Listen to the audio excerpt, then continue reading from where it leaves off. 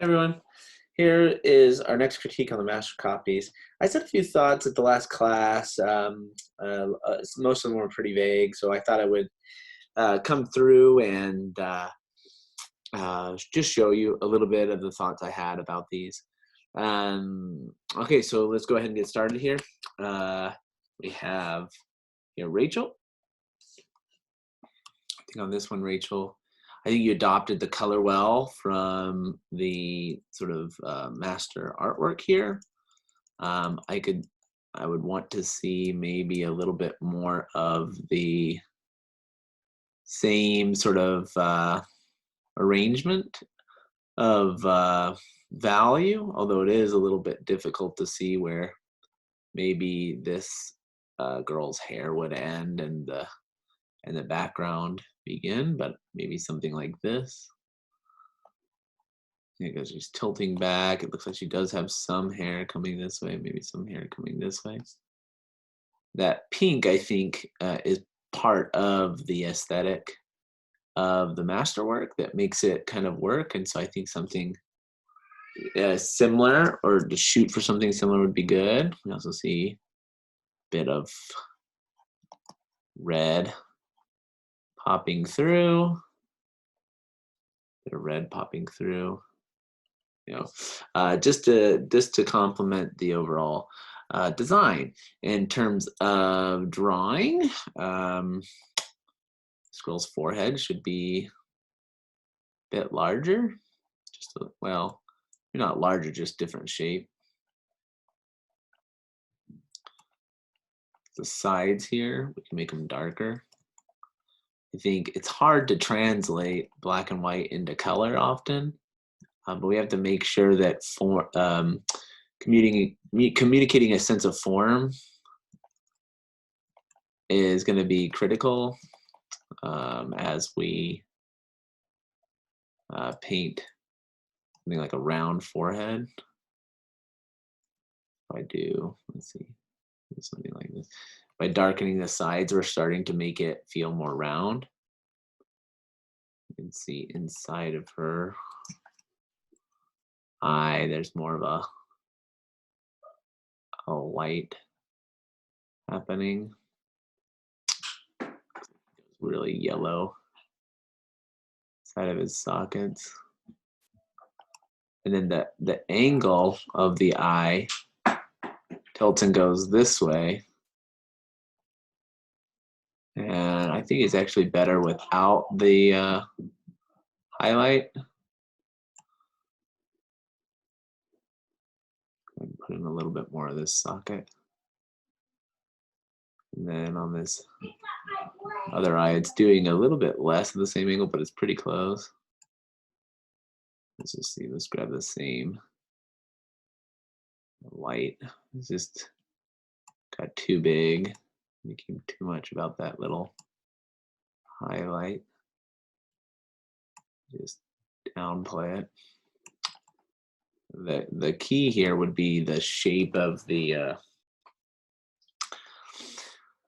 shape. Your shapes want to reinforce the overall perspective. So if this head was thought of like a cylinder, so let's just draw like a head like a cylinder. Here's eyes, nose, mouth. If this thing were a cylinder and that cylinder were tipping back, the eyes, nose, and mouth would conform to the overall perspective of that cylinder. That's kind of what a head is anyway. It tilts back. So my eyes would want to tilt back. Eyebrows, nose, mouth, all of these things I want to have tipping back in perspective. But here they've gone a little too straight. And so I'm trying to reinforce some of this perspective. And maybe a little bit of more red up on the ball of the nose.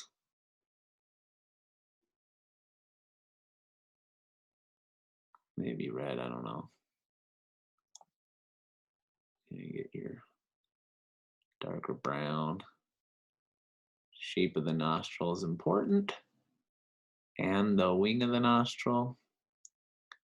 Reinforce and drive these this way. And then we get the philtrum coming kind of the opposite direction. Try to show some kind of distinction on that nose. Show the tip of the nose a little bit more, and then show a darkening for the front of the nose, just so I can show in terms of distinction the bottom or the front versus the top of the nose. So instead of making it flat, I'm trying to use a little bit of value to describe what's happening in there, right? Can use a softer transition for the lips. And I'd say maybe the lips went a little too big, maybe a little bit. But what really went too big was the chin. It is got to be like up here. And it's almost straight across. Almost perfectly straight across. And then this side of the face can be carved in as well. And it's almost straight across on that jaw.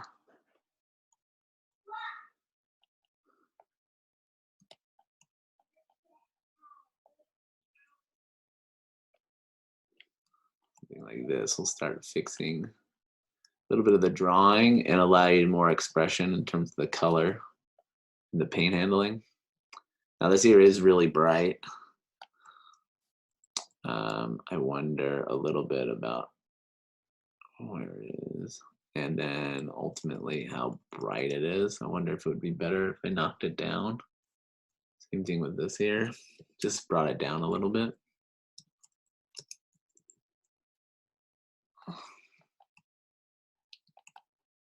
And at this neck, maybe we can make it thinner. Something like this. So a few adjustments there to start bringing this around to a finish. They're pretty simple changes. Just takes dedication to do them. In the cheeks, we can probably bring out a little more red. No, that's way too bright, but maybe we can do some kind of combination, bring out some red in our cheeks, you know, and maybe make her forehead paler. And then her face down here, maybe a little more gray-green. Yeah, I don't know. Okay, and then of course you'd want to have that same paint handling and stuff, but I think that's heading in a good direction. So anyway, those are some of the thoughts. Those are some of the things I was thinking when I first saw it. You know, let me know if you have any questions. I think it's cool. I'd love to see you kind of pursue maybe a stylistic decision or choice. You know, going more stylized is always good. I like when people get influenced by styles, and then you can learn so much about, you know, trying to look like somebody else's painting. It's really fun. So anyway, looks good. Let's go to the next one. Rose. Yeah, it looks good, Rose. This is a good copy. I think I like the simplification. I also like the color movement in here, though. I think we missed it a little bit over here in terms of the saturation in the background. I think something that she's getting is cleaner color overall. And we're kind of missing it a little bit through some of these faces. So if you made it like just pink, and she's looking for big, you know, connected shapes, you know, and trying to keep that color as clean as possible. And what I mean by clean is making sure that each spot she paints has a definite color identity. And if she paints it yellow, it definitely stays yellow. If it's red, it's definitely red or yellow or blue. And she'll get some warmer and cooler versions of it, but you know, it will stay just a slight bit cleaner. I also think she goes way higher key. I don't know. This is probably high key, just probably shot in a darker thing, but way high key. You can see when I took the shadow side of this guy's face and I started painting it in, it's like, holy smokes, it's way light. And then I go to the really light side and it goes way even lighter, right? So she's painting in a really high key for her painting, and that's something to notice as you go forward. I think you've done a nice job at accomplishing what we're seeing, but I think painting in that higher key would be something to learn going forward. I think that lends itself towards some really, bright candy color, which I think she does a lot, not all the time, but she does quite a bit. And that's kind of something that she does so well. So if you're interested in her work, I encourage you to try to paint more high key and then try to have overall color harmony working on. So in this one, she's got yellow and reds. That's the whole painting. I mean, there are blues, there are other things going on, but really yellow and red is the predominant colors at work here. So, that would be something to look at or pay attention to moving forward. As far as other ideas, I mean, there really isn't much. I think you did a really nice job of the copy. Something I might have you think about is the spatula principle. So some of these lines are really thin. And maybe what you can do is, like on this shroud, I could paint, or let me just do it like this. I could paint a line on the shroud, and I could paint it thicker than I think I need it to be. And then I'll paint the next color, which would be the light color, on top of the fabric, and I would just push that line back. Now, this is not the right brush for it, but I could, push that line back to make it thin again, and I would get variety in the thickness and thinness of that line. It'd be a really nice thing to build some interesting line quality throughout the image. Now, I'm not saying that's the way she did it, but that'd be something I would try to strive for, maybe think about as I'm painting, just to, have a little more fun with it. But really nice copy. Let's go to the next one. This is Hanna. I think in this one, Hanna, you did a nice job. It looks good. I think some of the things that got as detractors were the color got a little muddy kind of everywhere. In that on his shirt, it looks kind of gray, which maybe is the look you're going for. But maybe what I try to do is try to give it a, maybe a little cleaner than that. I don't know what's happening with the sleeves or how you're adding more folds. If we just clean up the color, I think this could be helpful to the painting. And another thing we can do is, as you are thinking of Pinot, I would think of squinting more, especially at fabric. It's a really tough one because most people want to overpaint it. But somebody like Pinot, you're going to want to, squint and keep those big shapes for as long as possible. I can see how, fabric does go a little bit cooler, greener, or a bit more neutral and a little bit darker on some here. As far as the color, it would be trying to recognize each shape as being a definite color, whether it be pink or green or yellow or red. I think that will really lend itself towards getting a stronger color. So if I go a little more pink, let me go a little bit darker. For the shadow side, a little more neutral, a little bit darker. This way it tends towards a little bit violet. A little more violet.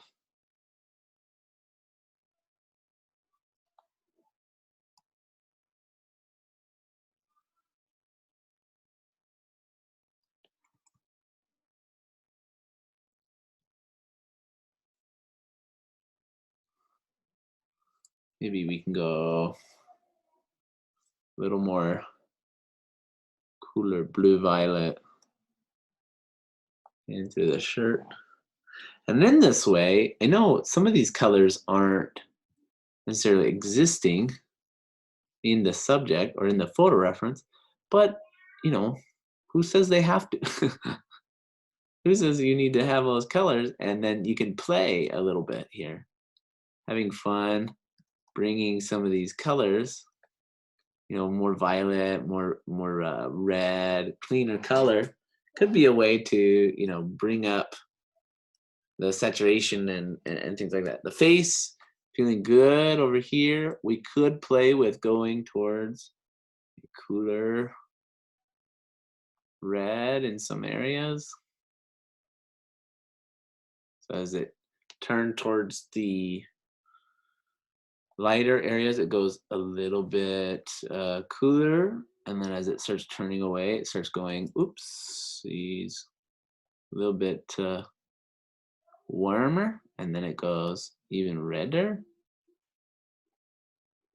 Something like this. Okay. On the face over here, you can go that same cooler pink for a hue shift. Cooler pink, cooler, pinker. Maybe I start going a little more yellow as I move my way over. Maybe more yellow as I come down the face. We go much, much warmer. Let's move in here. Move in here.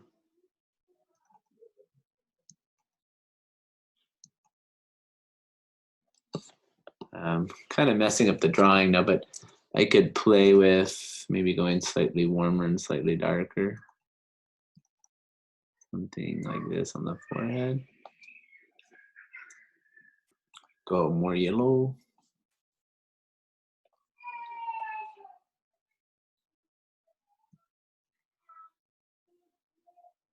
All right. So I'm trying to bring in some hue and temperature shifts, trying to get variety between there, cleaning up some of the color maybe just a little bit. Could be some ideas to play with going forward. And then it looks like clouds or some kind of landscape. I wonder if we push towards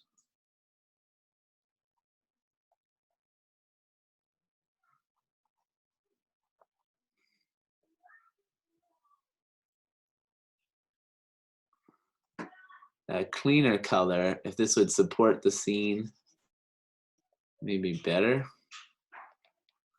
then this would go darker and maybe more violet. See it?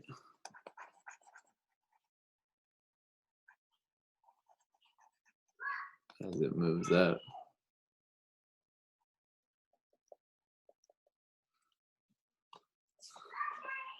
I don't know. These are just ideas, but there's some things to think about. So more temperature, more hue, more, and then try to clean the color to give it a definite color to each area, like whether that be red, yellow, or blue. That to me really, really helps, at least when I'm thinking about it. And but that would be a few thoughts there. So anyway, let me know if you have any other questions. Let's go on the next one. This is Isa. Nice, Isa. I think, yeah, drawing here and color. You're getting some of the good, you know, arbitrary kind of colors mixed in, which I think is really positive and I think is really good. But I think the colors themselves are just a bit off to what we are seeing here.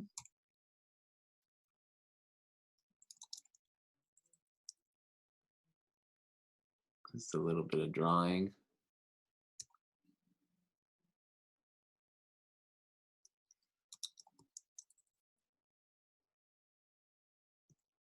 So colors would be a far more neutral blue, blue-green, neutral.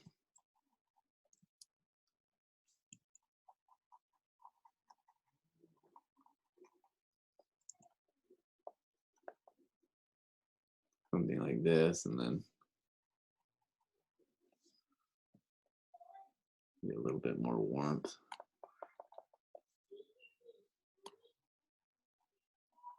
Let's just cover that up, because without this neutrality behind the model, you won't get the correct colors that you need throughout the rest of the scene. Okay, as we look to inside the face, many of the hues are much cooler. Even the warmest hues are really, really cool.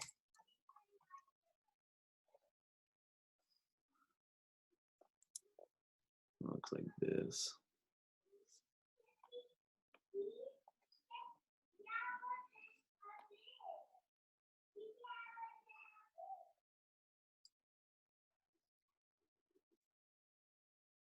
Really, really cool. Cold kind of colors. I think most of them are just neutralized.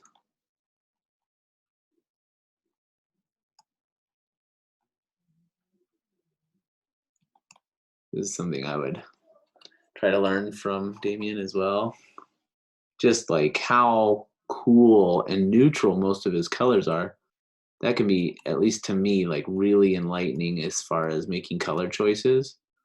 If you find yourself drawn to his paintings, it could be that it's that subtle nature to the color, really, really downplayed.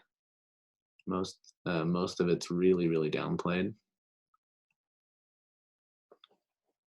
Something like this. Okay, looking at the hair, it's still slightly warm, but you know, in some areas, but it's really quite dark and neutral.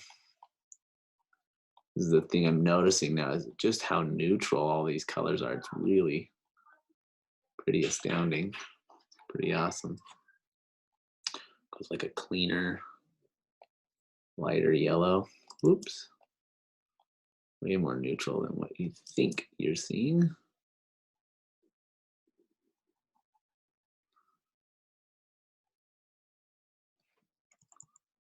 Anyway, that would be something, you know, just some thoughts there. So it's color, but I'd have you look at it for its saturation qualities as well. That's going to be a big eye opener, at least for me. When I look at that, I go, wow, that is so neutral.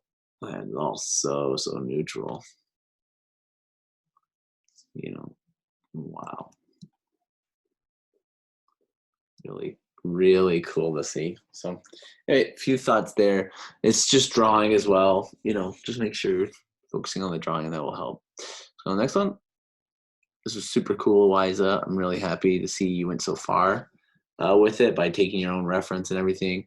And I saw you. I accidentally got rid of the reference, but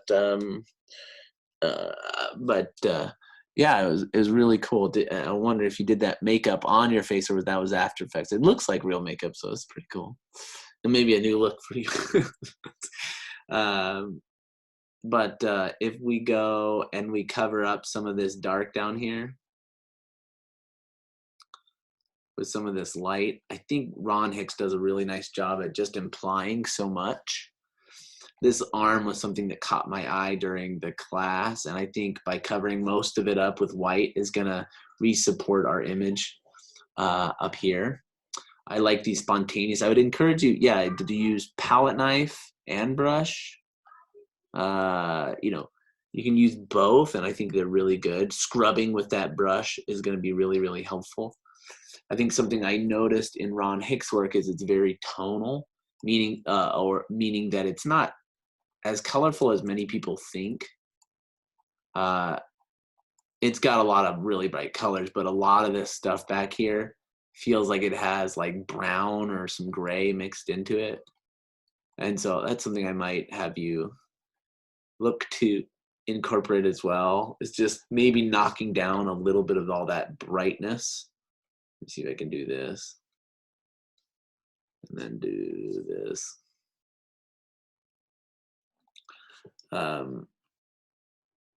Just knock it down and gray it down, and perhaps maybe it's got to go a little bit darker, but something like that could be cool. I love these spontaneous kind of marks. I think sometimes you lay them down and then sometimes and they look good the first go, but other times you might need to work back into them. So I mean, like taking some of the background and with a palette knife and chopping back in. Oops, wrong layer.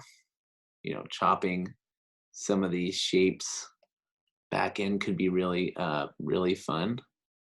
Perhaps you can even, I don't think it would be bad for a Ron Hicks move to break the edge of the form and to have areas connect and then disappear. I think it's pretty cool.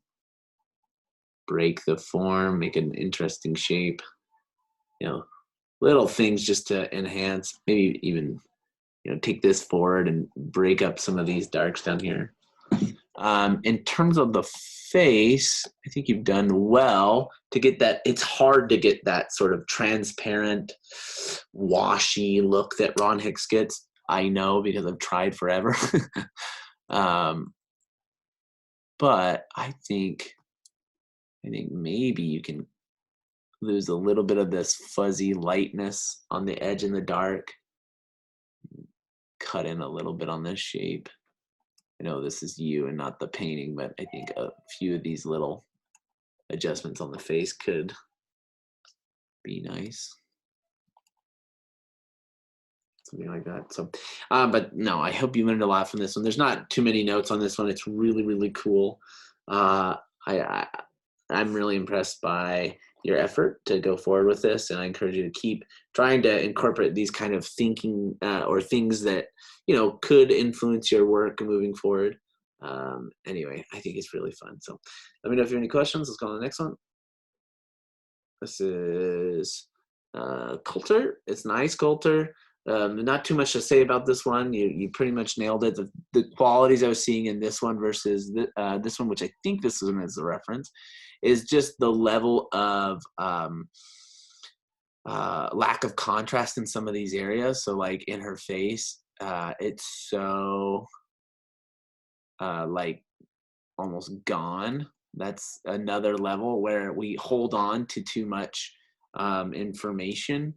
I know, we think we see more than we need, and something that you can, I think, learn or pick up from J. Kirk Richards is just the lack of information, that he just lets things go and, keeps things less contrasting and sort of gone. That's a really wonderful thing.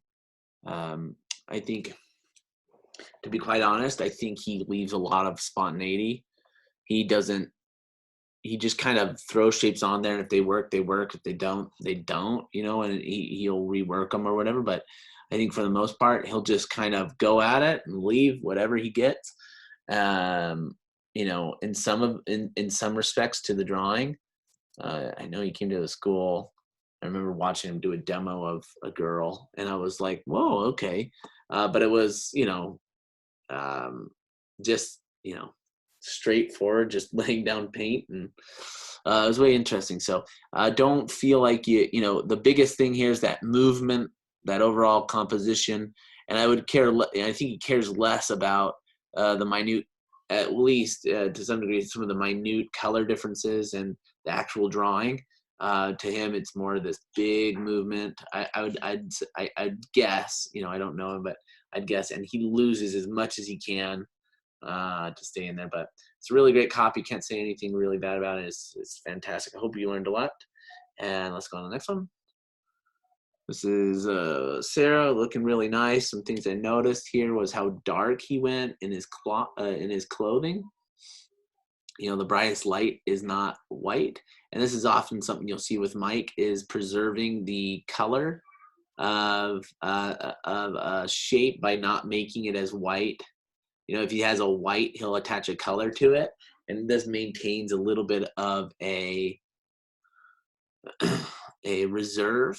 And that's the only way you're going to make this bright yellow read so well, is if everything else is so much darker than it. And he'll paint like a really bright yellow spot, And then he'll come back inside and paint a super bright, like super high white-ish value, you know, inside of there. And then he'll chop back into some of it with, you know, some of these shapes. But, you know, he really, oh, oops, oh, well. Ugh, I lost the reference there. Let me see if I can find it again. There we go. See if I can grab it and drag it over. I'll close this one.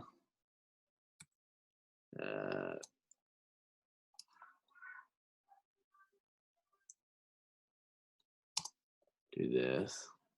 There we go. So you can see just how much darker he takes these things than white. He really knocks them down and gives them a color, which I think is so fantastic in his work, right? So knocking it down is really, really good. I think also adding to the effect is how dark he goes, and maybe we're just getting some glare, probably what's happening over here, but getting some glare, and then this arm goes so dark. And that brings up that level of that lightness. Okay. You can just see how dark a lot of this blue goes down here. Get some really dark blue, really, really dark blue stuff going on. Anyway, I think it's a great copy. It's just some things to think about, you know, even on the face in here, how dark these values really are. We tend to think that they're lighter, but he keeps them really darkly grouped, especially when they're not near the brightest light source. And that will be something to pay attention in the future. So knocking down your whites, keeping a reserve is going to be really, really good and really, really helpful as you start working through a painting like that. So anyway, let me know if you have any questions, and let's go on the next one. This is Zach. This looks like the drawings off on this one there. Zach got a Boy Scout rather than a cowboy, I think. Doing something maybe like this, get you a little bit closer. You have a tendency to make heads too wide. Gotta be careful of that. It's a proportion measuring thing. You just gotta do it more. Other thing is it looks way too cool everywhere, and I think on this particular painting, everything's just a bit warmer. Let's see if I can do this. Brush. So, you know, on his shirt and pants, and well, not his pants, but part of his pants, gloves and everything like this. I'm trying to get it a little bit warmer. And then in the background, it goes icy cold with that white. Let's see.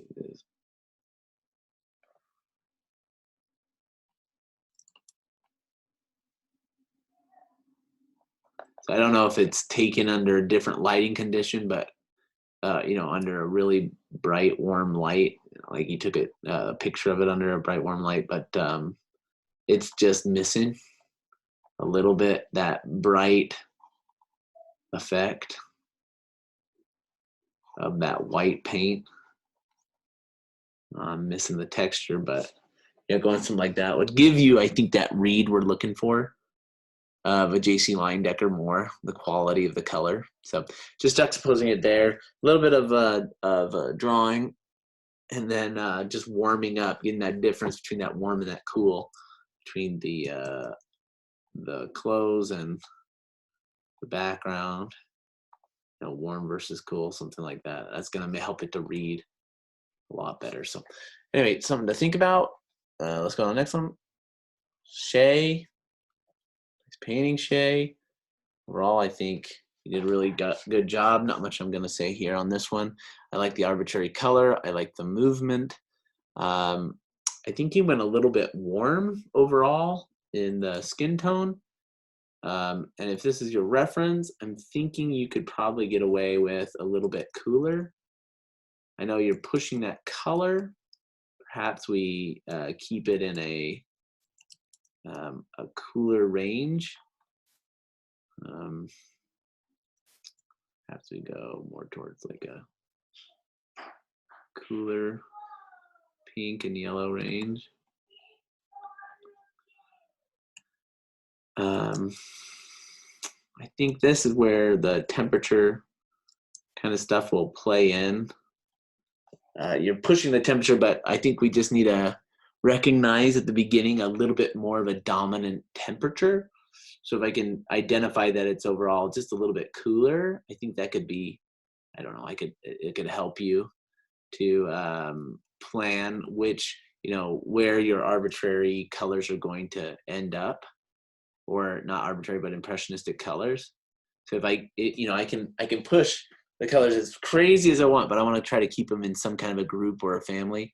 I think going cooler, it fits in a little bit better with the scene. Let me get rid of this. I could see, pushing that lighting effect on some of this fabric too.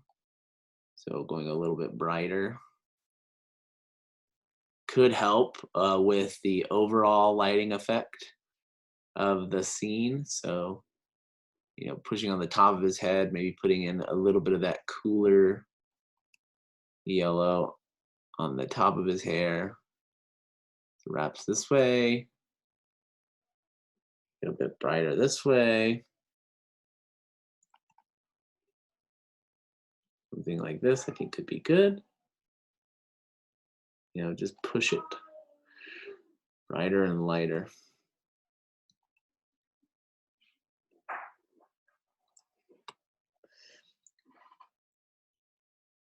That overall light effect, I think, is pretty cool. But this is a really great painting here. The last thing maybe I would do is push the lower the contrast level out of the background. It's just a little grabbing in terms of value. If instead I just downplay a little bit the saturation and then a little bit the value contrast, I think it'll help it sit into the distance a little bit better. Maybe this is not something you want, but I think the image could use it. Just controlling the value and color just a little bit more. Perhaps we send back this blue. Really wonderful impressionistic color. Maybe we can just send it back.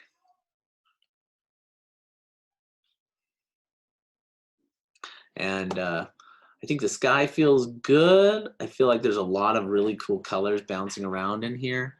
Trying to think about the overall read of the image. I wonder what it would just look like if, we grabbed like a darker version of all these colors and just brought them down to make that light read on Christ's head just a little bit more. So I grouped them. I don't know if any of this is helping, but it's just some ideas, some things I would think about maybe moving forward. Trying to develop a read on the subject could be good. Maybe that's why you went maybe a little bit darker on those hills and on that water, but trying to push. I think what my intent here is to push a little bit of the light into the scene just a bit brighter, just so that, that's the overall outside feel of things, just kind of a little overexposed. But anyway, just some thoughts. Looks cool. Let's go to the next one. Rachel. In this one, Rachel, we can see that we're getting a darker, yellower color kind of everywhere. I know you went off several resources, but I think knocking down the amount of white out of your mixtures through the skin tones in the face is going to be really helpful. right now or before it was a little too bright. And then we can go darker and more yellow as we go into the shadow.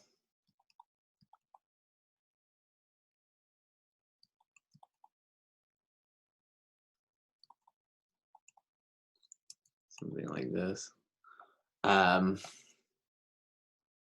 don't think we need to go that white in the sclera. Just it's really, really bright. I wonder if we can just knock it down just a little bit. And then we need a little bit of more of a shadow underneath the eyelid on this side. Perhaps we give her a little bit more of a brow on that inside of that nearest socket. That's going to be helpful. Something like this. I think that's going to be good. You go darker, yellower.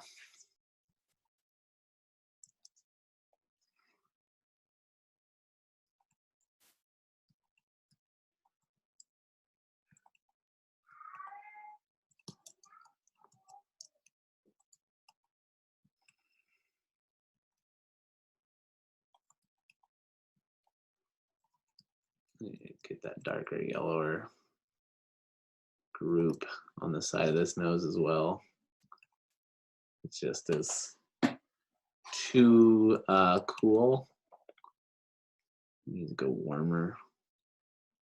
Slightly more yellow, you know, like that. And then darker, warmer.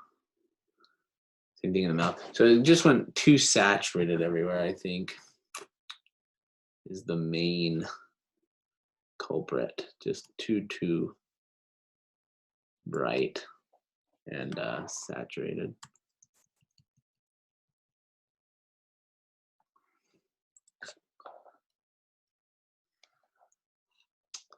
All these yellows would be like gray.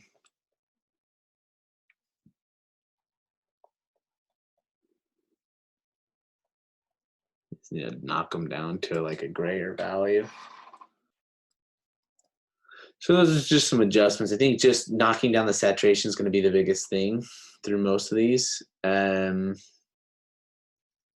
you look at some of these hues. I think this jacket's working better. I think it's a matter of making it lighter and less saturated again. Just by degrees, maybe not that desaturated or that light, but you know, lighter and less saturated.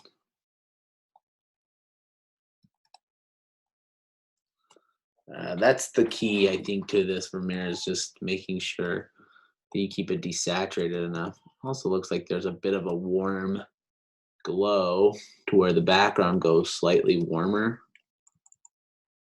just outside the face, which I think is pretty cool. Yeah, just a little bit warmer, like a brown or something like that. I think that's going to be helpful. All right. Okay, so something like that. Anyway, just a few thoughts. I think it's just neutralizing and working forward in that way. It's going to be really helpful. Something to learn and take away from this master copy. So cool. Let's go on to the next one. And this is Jose. Cool painting, Jose. I think it's a great self-portrait. It's difficult to do. Some of the things I was saying is just maybe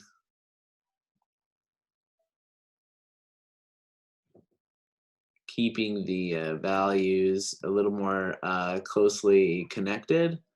Maybe, I don't know if there's going to be this dark of a glabella in between your eyes. Maybe there was, I don't know. Maybe we push a little bit of this light further down into the cheek, and then maybe we get just a little bit of degree of light back over on this side. I think these could be helpful steps forward in the painting. Something like this. Let me grab the, kind of painted over the painting here on accident. Oop. There it was.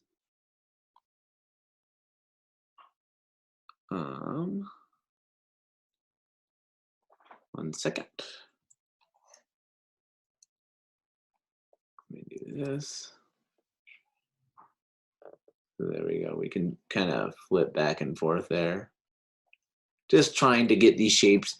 Now I know Travis Schlott would be horrified at my mark rating. No, he would look at this and yeah, of course that we can retain a bit better mark making and things like that. But I think at the end of the day, we need to make sure that we're getting a believability out of the form. So making sure our value and our color is correct is going to be, I think, paramount above and beyond. I think Travis would say the same thing. I think coming through and even lightening this side of the face just a little bit, it's going to be helpful.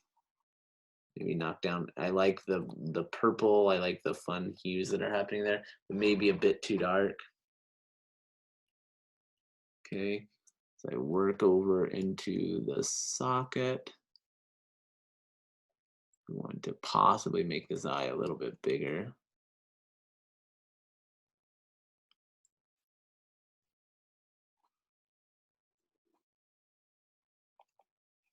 I don't know, I'm just guessing at it, but possibly make that eye bigger. Possibly get, rework into some of these areas and get darker shadows. Maybe not that warm. I don't know if he'd go that warm, but he might attach a little bit of warmth into some of these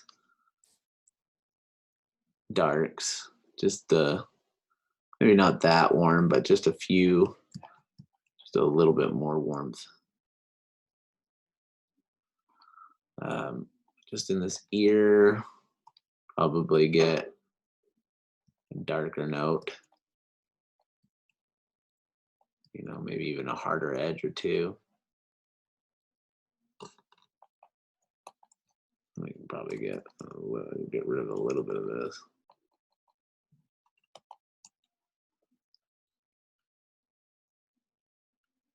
Okay, and I like how around the hair you're getting some really cool marks. I might even use like a palette knife and kind of, bring a few more. Maybe bring a little bit of that into the background. Maybe even bring some of that Ron Hicks, mark making in there. So I think, your first gambit was good, but a little too saturated, a little too sunburnt. Maybe, maybe just a little bit. And then, I'm guessing at some of these values and some of this drawing, but there's just a few things that I might suggest to you. I think it's really cool. I think it's just a matter of continuing. If you like this style, keep trying to figure them out. And I guarantee you, by just spending the time doing it, you'll learn so much. Whether you're going to become a fine artist or whatever, I think you'll learn a lot. So anyway, it's really cool. Let's go to the next one, and that's the last one. So thanks everyone, and I will see you all next week.